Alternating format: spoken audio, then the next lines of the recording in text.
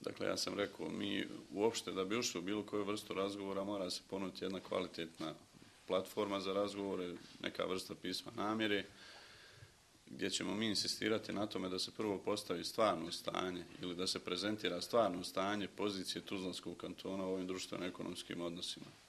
I onda ćemo mi formirati timove na nivou stranaka i razgovarati. Dakle, mi smo u Stranci za Bosnu i Hercegovinu već spremni za takve razgovore i mi imamo tačnu dijagnozu stanja u Tuzlanskom kantonu koji nažalost je puno lošije od onoga što se prezentira kroz izvještaje vladajućih struktura.